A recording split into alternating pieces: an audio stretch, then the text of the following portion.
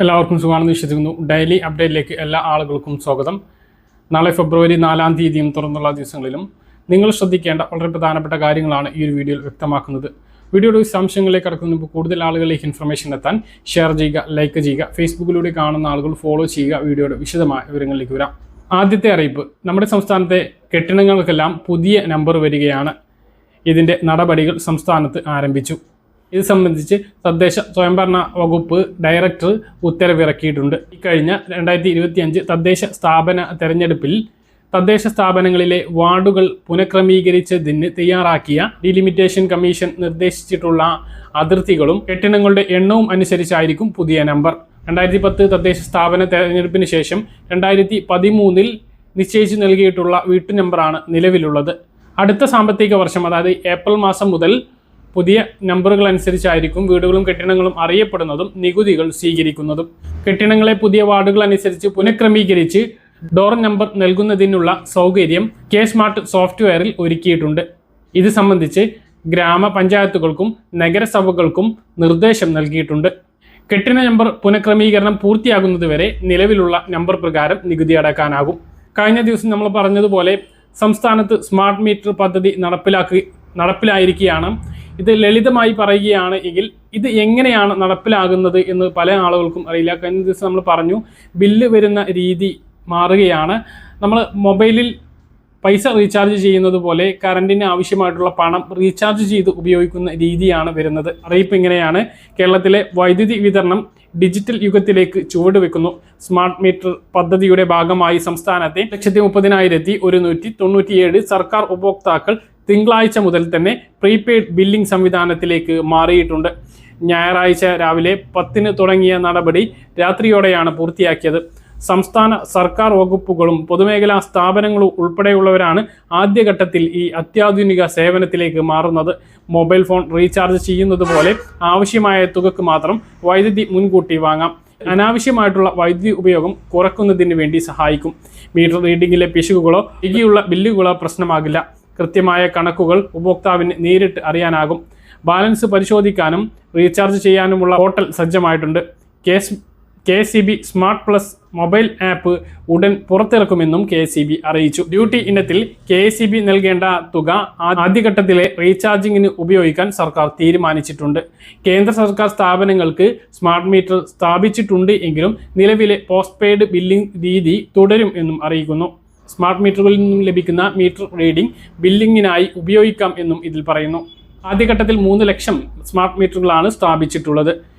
1,72,697 കണക്ഷനുകളിൽ smart മീറ്ററുകളിലേക്ക് മാറിക്കഴിഞ്ഞു. ആഗസ്റ്റോടെ ആദ്യഘട്ടം പൂർത്തിയാകും.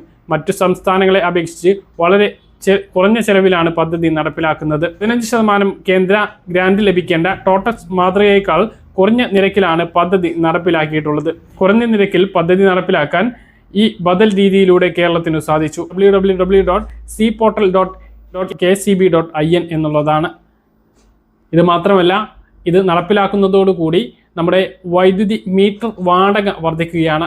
നിലവിൽ വൈദ്യുതി മീറ്ററിന് നൽകേണ്ട വാടക 6 രൂപയാണ്. 2 മാസത്തെ ബില്ലിൽ 16 രൂപയാണ് വരുന്നത്.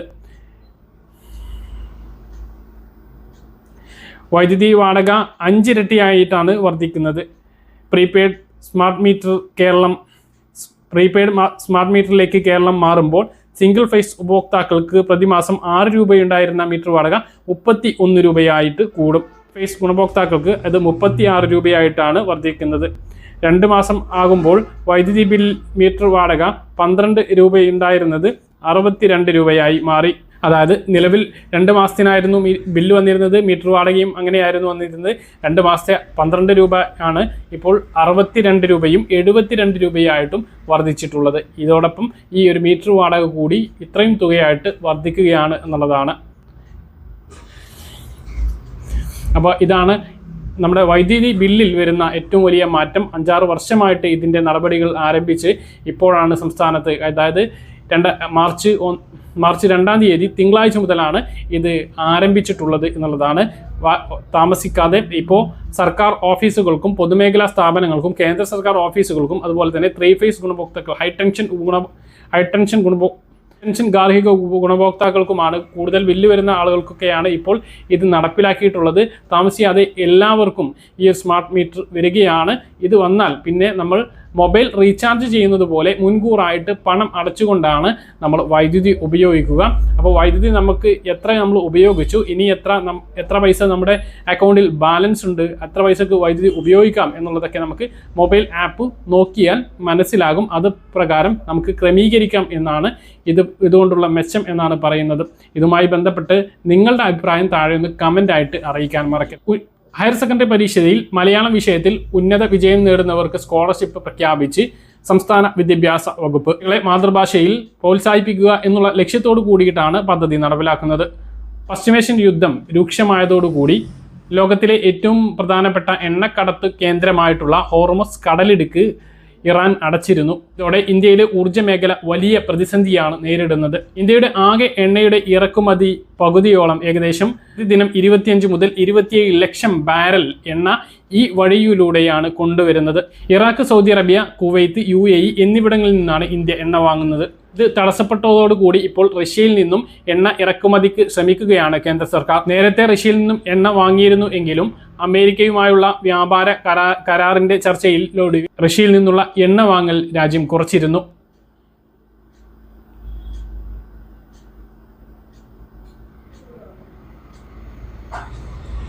എന്നാൽ നിലവിലെ അടിയന്തര സാഹചര്യത്തിൽ റഷ്യയിൽ നിന്ന് തന്നെ എണ്ണ കൊണ്ടുവരാനാണ് കേന്ദ്രം ശ്രമിക്കുന്നത്.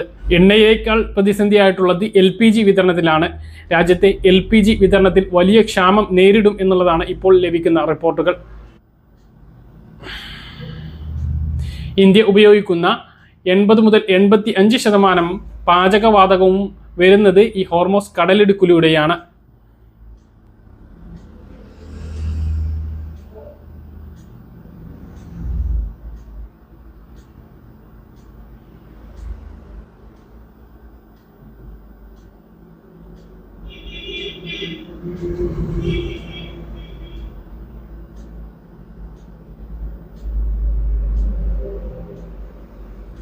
ക്രൂഡ് ഓയിൽ കുറച്ചൊക്കെ ശേഖരം ഇന്ത്യക്കുണ്ട് എങ്കിലും LPGക്ക് അത്തരമൊരു ശേഖരം രാജ്യത്തില്ല. ഇത് പ്രതിസന്ധിയുടെ ആയം കൂട്ടും.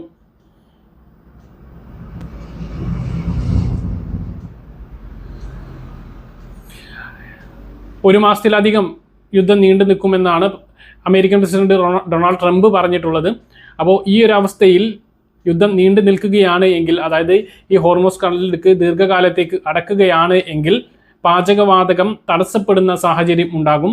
ഓരോ വീട്ടിലും ഇപ്പോൾ ലഭിക്കുന്ന 12 സിലിണ്ടർ എന്നുള്ളത് ഗണ്യമായിട്ട് കുറയ്ക്കാനുള്ള സാധ്യതയുണ്ട്. ഓരോരുത്തർക്കും നിയന്ത്രണത്തിലൂടെ, ഓരോ ഗുണഭോക്താവിനും നിയന്ത്രണത്തിലൂടെ മാത്രമേ സിലിണ്ടറുകൾ നൽകുകയുള്ളൂ. സംസ്ഥാനത്ത് മാർച്ച് മാസത്തെ ക്ഷേമ പെൻഷൻ വിതരണം ഇപ്പോഴും തുടരുകയാണ്. കയ്യിൽ വിതരണമാണ് ഇപ്പോൾ പുരോഗമിച്ചുകൊണ്ടിരിക്കുന്നത്. പല ആളുകൾക്കും ബാങ്ക് അക്കൗണ്ടുകളിലേക്ക് തുക ലഭിച്ചിട്ടില്ല എന്ന കമൻറ്റ് കണ്ടു. അതുകൊണ്ടാണ് പ്രത്യേകിച്ചും ഇപ്പോൾ ഈ ഒരു വീഡിയോ. അപ്പോൾ അതിന് ശ്രദ്ധിക്കേണ്ട പ്രധാനപ്പെട്ട കാര്യം, അതുപോലെ തന്നെ പെൻഷൻ ഏപ്രിൽ മാസം മുതൽ പല ആളുകൾക്കും മുടങ്ങും. അപ്പോൾ ആ കാര്യം കൂടി ശ്രദ്ധിക്കേണ്ടതുണ്ട്. ഈ മാസത്തെ ക്ഷേമ പെൻഷൻ വിതരണം ഇപ്പോൾ തുടരുമ്പോൾ ബാങ്ക് അക്കൗണ്ടിലേക്ക് ഇനിയും പെൻഷൻ എത്താത്ത ആളുകൾ സേവന വെബ്സൈറ്റ് പരിശോധിക്കണം. മുകളിൽ സേവന പെൻഷൻ എന്ന് സെർച്ച് ചെയ്ത് ആദ്യം വരുന്ന ലിങ്കിൽ ക്ലിക്ക് ചെയ്ത് സേവന വെബ്സൈറ്റിൽ പ്രവേശിച്ച് ആധാർ നമ്പറോ പെൻഷൻ ID നമ്പറോ നൽകിക്കൊണ്ട് നിങ്ങൾക്ക് ഇതിൽ പ്രവേശിച്ച് നിങ്ങളുടെ സ്റ്റാറ്റസ് പരിശോധിക്കാനാകും. സ്വന്തം കഴിഞ്ഞിട്ടില്ല എങ്കിൽ വീട്ടിലുള്ള മറ്റൊരാളുടെ സഹായത്തോടു കൂടി ഇത് പരിശോധിക്കുക. പ്രശ്നമൊന്നും ഇല്ല എങ്കിൽ ബാങ്കുമായിട്ടൊന്ന് ബന്ധപ്പെടാൻ വേണ്ടി ശ്രദ്ധിക്കുക. മറ്റൊന്ന്, പെൻഷൻ മുടങ്ങുന്ന കാര്യമാണ്. മാർച്ച് 31 വരെയാണ് വിധവാ പെൻഷൻ വാങ്ങുന്നവർക്കും അവിവാഹിത പെൻഷൻ വാങ്ങുന്നവർക്കും വിവാഹിതയല്ല അല്ലെങ്കിൽ പുനർവിവാഹിതയല്ല എന്ന ലൈഫ് സർട്ടിഫിക്കറ്റ് സമർപ്പിക്കാൻ വേണ്ടി പറഞ്ഞിട്ടുള്ളത്. അപ്പോൾ ഇനിയുള്ള ദിവസങ്ങളിൽ തന്നെ അത് നൽകാത്തവർ തദ്ദേശ സ്ഥാപനങ്ങളിൽ ലൈഫ് സർട്ടിഫിക്കറ്റ് സമർപ്പിക്കേണ്ടതുണ്ട്. സേവന പോർട്ടൽ മുഖേന ഓൺലൈനായിട്ട് തന്നെ ഇത് സമർപ്പിക്കാൻ സാധിക്കുന്നതാണ്. വില്ലേജ് ഓഫീസറിൽ നിന്നാണ് നോൺ മാരേജ് സർട്ടിഫിക്കറ്റ് ലഭ്യമാവേണ്ടത്. അതിനും ഓൺലൈനായിട്ട് അപേക്ഷ നൽകാവുന്നതാണ്. അത് ഉടനെ നൽകുക. ഇല്ലാത്ത ആളുകൾക്ക് ഏപ്രിൽ മാസം മുതൽ പെൻഷൻ മുടങ്ങാനുള്ള സാധ്യതയുണ്ട്. മസ്റ്ററിംഗ് പൂർത്തിയാക്കാത്തത് മൂലം ഇപ്പോൾ ദീർഘനാളായിട്ട് പെൻഷൻ മുടങ്ങിക്കിടക്കുന്ന ആളുകൾക്ക് 20-ാം തീയതി വരെ അക്ഷയ കേന്ദ്രങ്ങളിലൂടെ മസ്റ്ററിംഗ് ചെയ്യാനുള്ള അവസരമുണ്ട്. ഈ മാസം മസ്റ്ററിംഗ് പൂർത്തീകരിക്കുകയാണ് എങ്കിൽ ഈ മാസം 20-ന് മുമ്പ് മസ്റ്ററിംഗ് പൂർത്തീകരിക്കുകയാണ് എങ്കിൽ അടുത്ത മാസം പെൻഷൻ വീണ്ടും പുനരാരംഭിക്കാൻ സാധ്യതയുണ്ട്. അടുത്ത മാസം ഇല്ലെങ്കിൽ തൊട്ടടുത്ത മാസം എന്തായാലും പിന്നീട് പെൻഷൻ ലഭിച്ചു തുടങ്ങും എന്നുള്ളതാണ് ഏറ്റവും പ്രധാനപ്പെട്ട അറിയിപ്പ്. പിന്നെ മാർച്ച് മാസത്തെ പെൻഷൻ എന്നുണ്ടാകും എന്നുള്ളതാണ്.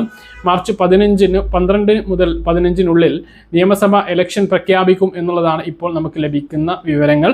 അതുകൊണ്ട് തന്നെ പെൻഷൻ ഇനി മുടങ്ങില്ല. നിയമസഭാ ഇലക്ഷനാണ് നടക്കാൻ വേണ്ടി പോകുന്നത്. ഏപ്രിൽ മാസത്തിലായിരിക്കും പെൻഷൻ ഇലക്ഷൻ നടക്കുക. അപ്പോൾ മാർച്ച് മാസത്തെ പെൻഷൻ സാധാരണ രീതിയിൽ തന്നെ 1 മാസത്തേത് ലഭിക്കുമ്പോൾ ഏപ്രിൽ മാസത്തേത് 2 മാസത്തെ ലഭിക്കാൻ സാധ്യതയുണ്ട്. വിഷു ഈസ്റ്ററിനോടനുബന്ധിച്ച് 1 മാസത്തെ, അതായത് മെയ് മാസത്തെ പെൻഷൻ ഏപ്രിലേക്ക് ആക്കിക്കൊണ്ട് 2 മാസത്തെ 4000 വിതരണം ചെയ്തേക്കാനുള്ള സാധ്യതയുണ്ട്. ഇലക്ഷൻ മുന്നിൽ കണ്ടുകൊണ്ട് തന്നെ ഗുണഭോക്താക്കളുടെ കയ്യിലേക്ക് 4000 രൂപ എത്തിക്കാൻ സർക്കാർ ശ്രമിക്കും എന്നുള്ളതാണ് ഇപ്പോൾ നമുക്ക് ലഭിക്കുന്ന സൂചനകൾ. കൃത്യമായിട്ട് അറിയില്ല. ഈ മാസത്തെ പെൻഷൻ കൃത്യമായിട്ട് 2000 രൂപ തന്നെയേ ഉള്ളൂ ലഭിക്കുക എന്നുള്ളതാണ് വിവരം. കാരണം ഈ മാർച്ച് മാസം ക്ലോസ് ചെയ്യേണ്ട മാസമാണ്, സാമ്പത്തിക വർഷ അവസാനമാണ്. അതുകൊണ്ട് തന്നെ സർക്കാരിന് വലിയ ഫണ്ട് വേണം. അതുകൊണ്ട് പെൻഷൻ 1 മാസത്തേത് മാത്രമാണ് വിതരണം ചെയ്യുക. അടുത്ത ഏപ്രിൽ മാസത്തിലേക്ക് കടക്കുമ്പോൾ പുതിയ കടമെടുപ്പും പുതിയ സാമ്പത്തിക വർഷമൊക്കെയാണ് വരുന്നത്. അപ്പോൾ സർക്കാരിന് കടമെടുക്കാൻ കഴിയും. അതുകൊണ്ട് തന്നെ 2 മാസത്തേത് വിതരണം ചെയ്യാൻ, ഏപ്രിൽ മാസത്തിൽ 2 മാസത്തേത് വിതരണം ചെയ്യാനുള്ള സാധ്യതയുണ്ട് എന്നുള്ളതാണ് ഇപ്പോൾ നമുക്ക് ലഭിക്കുന്ന വിവരങ്ങൾ. പെൻഷൻ മുടങ്ങാതിരിക്കാൻ നോൺ മാരേജ് സർട്ടിഫിക്കറ്റ് സമർപ്പിക്കേണ്ട കാര്യം വിധവാ പെൻഷൻ വാങ്ങുന്നവരും അവിവാഹിത പെൻഷൻ വാങ്ങുന്നവരും മറക്കേണ്ട.